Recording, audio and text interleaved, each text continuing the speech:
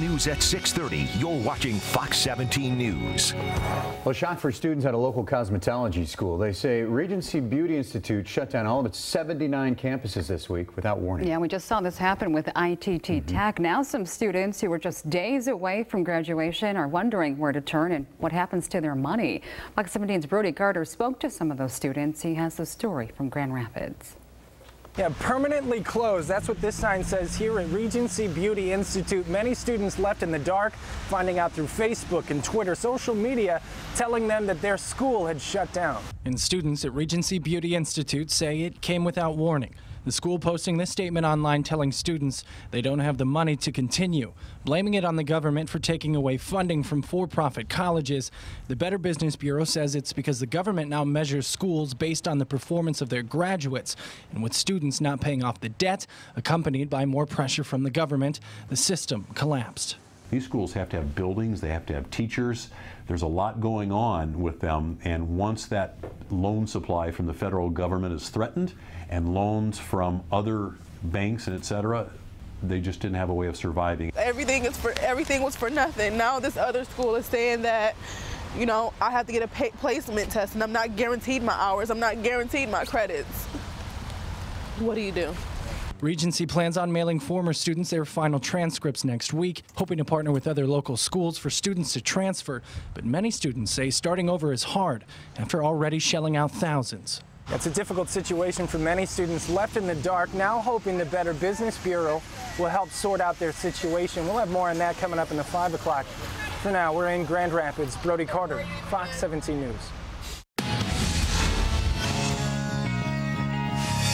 Things still pretty gloomy out there, of course. Live radar shows that we've got some more rain on the way tonight. Joe's back in the Weather Center now with a look at the forecast. And Joe, we sure do miss the sun. Is it coming back this week? You know, Janice, it's going to be a while before we get a good look at the sun. There's chances by Saturday and Sunday we'll get a peek or two, but really, I think we'll have to wait until next week. So we're in an extended period of clouds, rain, cool temperatures. You can see that, the rain approaching from the southeast, a little bit unusual direction, but it's all tracking towards us into the Grand Rapids area in another hour or so. Battle Creek, Jackson. This is fairly light rain, but it's going to keep our temperatures on the cool side, all due to this area of low pressure way down over Kentucky and Tennessee, and it's actually now racing northward or moving northward. Quad cam shows lots of clouds. Grand Haven, Holland, Muskegon, and Ravenna. The further north you are, the more clouds. Temperatures stuck right now in the low 60s. We're going to drop into the low 50s for lows tonight. Tomorrow more of the same, 63. A little warmer on Saturday. Maybe on Sunday we get a peek or two at the sun with temperatures in the 60s. Much nicer next week. I'll show you that coming up in just a couple of minutes, Janice. Okay, Joe. Thanks. Two local photographers, a father and a son, have their work on display at this year's Art Prize. Yeah, and soon their work is going to be featured across the country on the cover of an international magazine. Fox 17's Tracy Hinson in the studio with more on this big honor. Christian and Janice, combined, Todd and Brad have more than 50 years of experience shooting Michigan's great outdoors. And soon the entire country will be able to check out their work and the pure beauty of our pure Michigan. I've subscribed to this magazine for probably 35 years, and Brad and I, it is the kind of the holy grail of outdoor photography magazines, in our opinion, and we've always aspired to be featured in it and have Michigan featured in it, and we finally have succeeded. Grabbing the attention of a nationwide magazine isn't easy, but the stunning colors of a Michigan fall nabbed the attention of an editor at Outdoor Photographer magazine. Last year they had done a story on where to shoot fall color in the U.S. and they didn't mention Michigan, so we sent our newest book, Todd Brad Reads Michigan, Wednesdays in the Mitten. It's this big 9-pound behemoth, and we sent it to the editor and wrote a nice little note in there saying, hey, you should feature Michigan. This is where the fall color's really at. There's more than 200 pages of pure Michigan in the Reads book, and the editor of Outdoor magazine loved it, offering them a few pages and room for 6 images as well as the cover. It's a huge honor for them, but also for our state. We're proud of Michigan. We are Michiganders, and you know, to have Michigan so featured just means a lot to us as Michiganders as well as just personally. And being a father-son team, there is a touch of competitive spirit. For us to get the cover is just kind of surreal. I look at it and I get goosebumps, and I can't believe that it's his photo on there. I'm bummed it's not mine, but At least it's one of ours. We are competitive, but we are a team too. So if one wins, we all win. Yeah.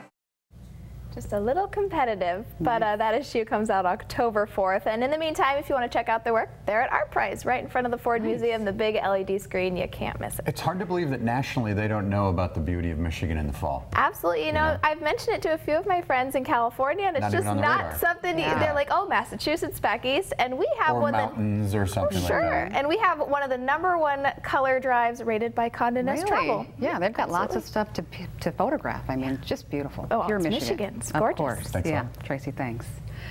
A farm in Coopersville is now Ottawa County's first preserved farm. It's already recognized as a Michigan Centennial Farm.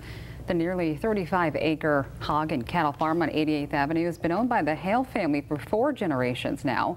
The preservation is part of an effort to give environmental and economic benefits to local communities. Those cows looked excited about it. Well, some sad news for a West Michigan zoo tonight. Binder Park Zoo announcing their last remaining Mexican gray wolf has died.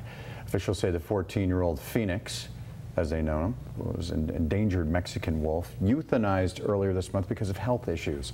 Those animals typically live about 11 years, like a dog. Phoenix was part of the group of 8 wolf pups born in the zoo back in 2002. 4 females went to different facilities, while the 4 males lived out their lives at Binder Park. The zoo says it hopes to have more wolves in the future. And here in West Michigan, John Ball Zoo has several Pokemon Go events planned for October. The zoo announced today that on Sunday, October 2nd, and on Thursday, October 6th, they're going to make the zoo more Pokemon Go friendly. There are going to be 15 Pokestops in the zoo and lures or items that bring more Pokemon to the area. They'll be set up at each one. For more information on these events, just head to our website. With the bad weather out there, if you're looking for something to do with the kids, with the family, Salvation Army Croc Center is hosting several paint dates over the next few months. The evenings open to the public, led by experienced artists. All paint dates cost $35 for non-members. The date's listed on your screen. For more information, just contact the Croc Center. Still ahead, more to come on Fox 17 News at 6. It's week 6 of the high school football season, and we've got a big matchup in the OK Red for our game of the week. A preview is coming up in sports. You're watching Fox 17 News.